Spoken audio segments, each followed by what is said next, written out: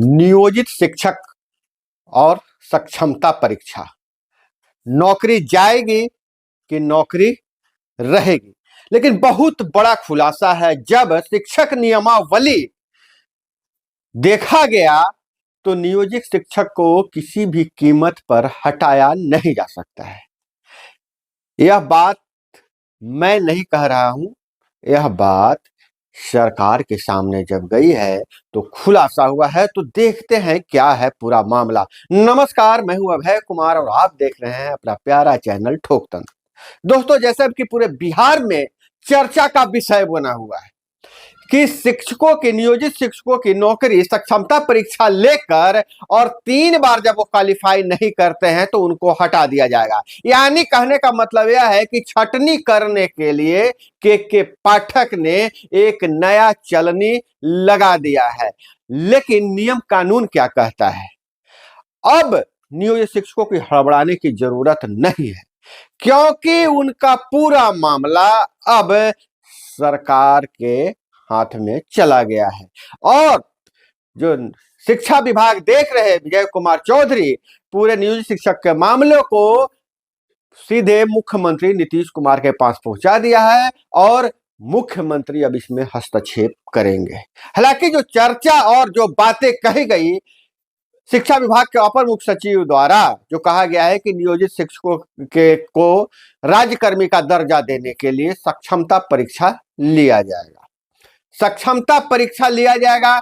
उसके बाद मुख्यमंत्री घोषणा करते हैं, इससे पहले ही घोषणा करते हैं शिक्षक बहाली टीआरई 1 के वितरण में के समय कि हम शिक्षकों को, सभी नियोजित शिक्षकों को राज्यकर्मी का दर्जा देंगे और उसके लिए एक मामूली परीक्षा लेंगे। सारे शिक्षक खुश हो गए थे। लेकिन जब यहाँ परीक्षा देने की बारी आई, 1 फरवरी से फॉर्म भरने की बात आई, तो उस पर एक समिति बनाने की बात कही गई। के पाठक ने कहा, और जो नियमावली जारी किया गया, जो पत्र जारी किया गया, उसमें जो कहा गया कि नियोजित शिक्षकों को 4 बार एक परीक्षा आयोजित किया जाएगा, हर महीने आयोजित किया जाएगा और इसमें 3 परीक्षा में बैठना जरूरी है। और 3 परीक्षा में अगर कोई शिक्षक को मौका मिलेगा 3 बार, और 3 परीक्षा में अगर सफल नहीं हो पाए तो उन्हें नौकरी से हटाया जाए या रखा जाए, यह समिति विचार करेगी। मतलब कहने का मतलब यह है कि उनको नौकरी से हटा दिया जाएगा, जैसा चर्चा है। और जिसे लेकर नियोजित शिक्षकों में उबाल आ गया। नियोजित शिक्षक लगातार इस पर जो दबे हुए थे, कुछ बोल नहीं रहे थे, मुखर हो गए, खुलकर के पाठक के खिलाफ में बोलने लगे। लेकिन जब मामला ही आया, कोर्ट चले गए। कोर्ट जाने के बाद जब सरकार गठित हुई, नई सरकार में अब शिक्षकों के जो रुख देखा तो सरकार के जो पांव तले की जमीन खिसक गई।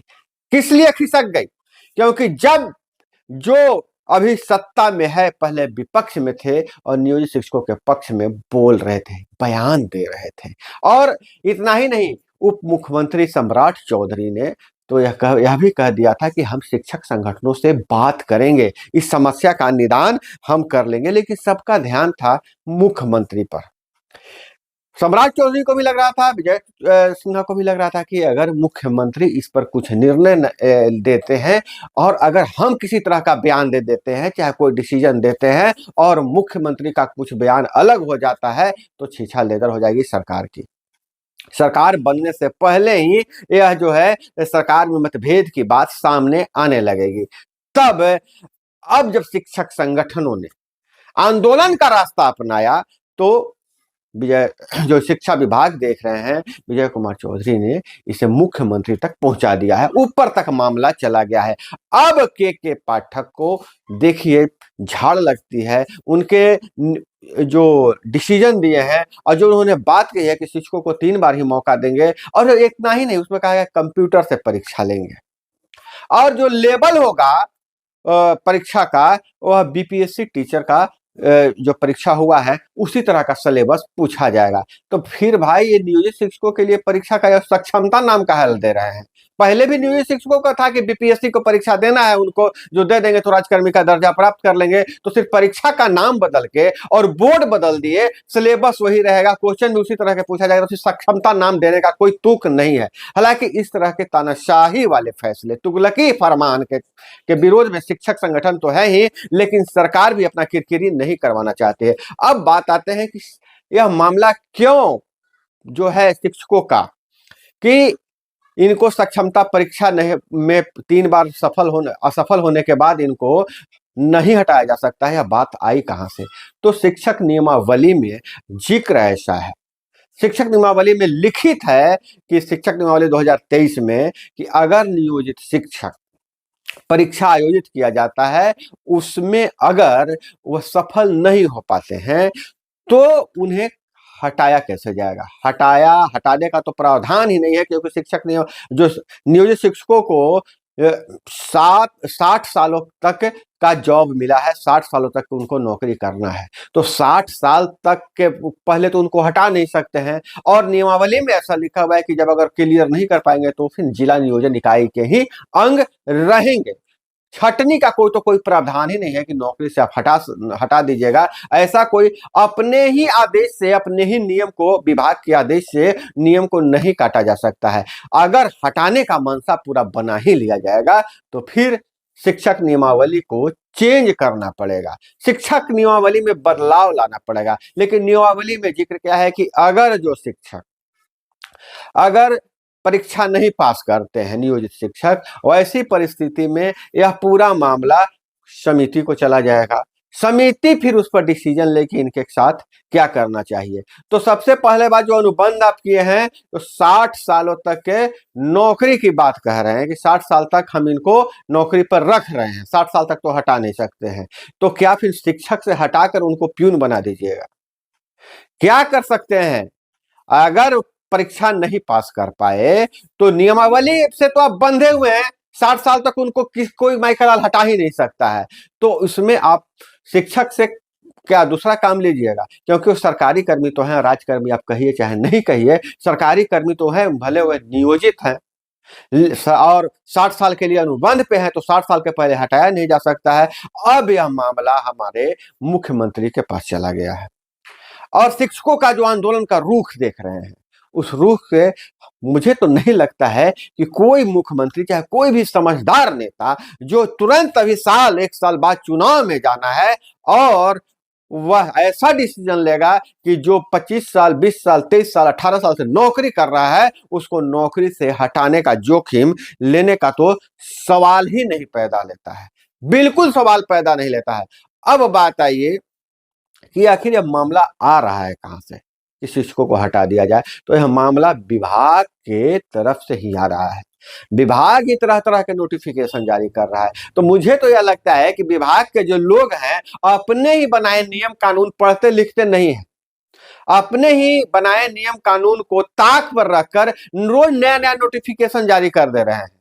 और जहां मुख्यमंत्री के बारे में हम क्या कहें कि मुख्यमंत्री जब मंच से खड़ा होकर कहते हैं कि हम मामूली सा परीक्षा लेंगे, और उसके बाद उन्हीं के अफसर, उन्हीं के अधिकारी कहते हैं कि जो हम परीक्षा लेंगे वह परीक्षा जो होगा जो TRE 1 और TRE 2 के तर्ज पर लेंगे और सिलेबस भी वही रहेगा, और जो सिलेबस भी वही रहेगा, प्रश्न भी उसी तरह से पूछा जाएगा। और उसमें जो और यह है कि हम ऑनलाइन परीक्षा लेंगे, ऑनलाइन परीक्षा लेंगे जब, जो बहुत सारे टीचर कंप्यूटर चलाना नहीं जानते हैं, माउस पकड़ना नहीं जानते हैं। और ऑनलाइन परीक्षा की अगर बात कही जाए तो ऑनलाइन परीक्षा की स्थिति यह है कि आप देखे होंगे सीटेट खत्म कर दिया ऑनलाइन परीक्षा, सीटेट बीच में ऑनलाइन परीक्षा खत्म कर दिया कि उसमें सेटिंग हो जाता था, सिस्टम ही हैक करके परीक्षा लिया जा रहा था और जो अयोग्य थे वो भी पास हो रहे थे। और इसीलिए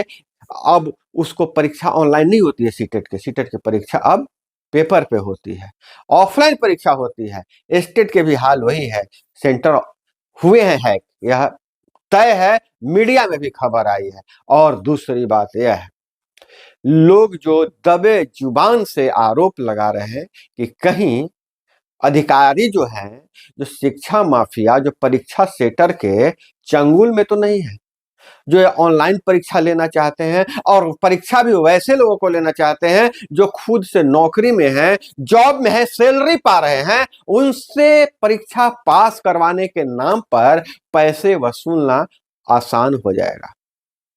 अगर ऐसा कुछ सोच रहे हैं तो यह उनकी मंशा पूरी होने वाली नहीं है, क्योंकि शिक्षक लोग जो है, शिक्षक संगठन अब एक मंच पर आ गए हैं, जहां कोर्ट में लड़ रहे हैं। कोर्ट में हालांकि एक फैसला भी आया है कि उनका जो परीक्षा पर रोक लगाने की जो याचिका दायर की गई थी उसे खारिज कर दिया गया। खारिज क्या गया, उसको बोल रहे हैं कि 4 सप्ताह के लिए समय दे दिया गया है और उसकी सुनवाई अब आगे मार्च में करने की बात कही जा रही है। तो हालांकि ये परीक्षा तो होगी, लेकिन अगर जहां तक परीक्षा से तो शिक्षक भाग ही नहीं रहे हैं, जहां तक कहा जा रहा है कि हटा देंगे, नौकरी से हटा देंगे, उस पर शिक्षकों का में हड़बड़ी मच गई है। शिक्षक इससे डरे सहमे लग रहे हैं, लेकिन अब शिक्षकों ने भी कमर कस लिया है और अपनी बात पत्र के माध्यम से मुख्यमंत्री तक भी पहुंचा दिया है कि हम इसके विरोध में आंदोलन करेंगे।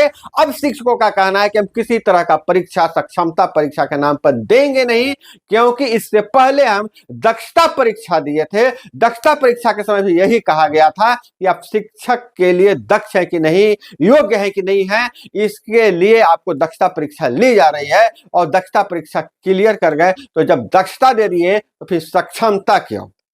जब दक्षता परीक्षा देकर हम शिक्षक के योग्य बन गए हैं तो फिर सक्षमता परीक्षा हम नहीं देंगे। और शिक्षकों ने कमर कस लिया है और पूरे इस विभाग के खिलाफ में एकदम आंदोलन शुरू कर दिया है कि हम अब सक्षमता परीक्षा नहीं देंगे। लेकिन फिलहाल शिक्षकों के लिए खुशखबरी की बात यह है कि आपका मामला ऊपर अधिकारी मुख्यमंत्री तक पहुंच चुका है और जल्द ही यह फैसला आपके हित में लिया जाएगा। लेकिन अभी समय क्यों लग रहा है, इसके पीछे भी कारण है कि 12 तारीख को फ्लोर टेस्ट है। 12 तारीख के बाद शिक्षकों के हक में फैसला आएगा और शिक्षकों का जहां तक मांग है कि हम किसी भी प्रकार की परीक्षा नहीं देंगे, बिना शर्त हमें सरकारी कर्मी का, राज्यकर्मी का दर्जा दिया जाए। और दूसरी बात यह है कि स्थानांतरण को लेकर जो धमकी किया जा रहा है कि हम जिला बदल करेंगे, 3 जिले का ऑप्शन रहेगा, तो नहीं, स्थानांतरण को ऐच्छिक स्थानांतरण की बात की जा रही है।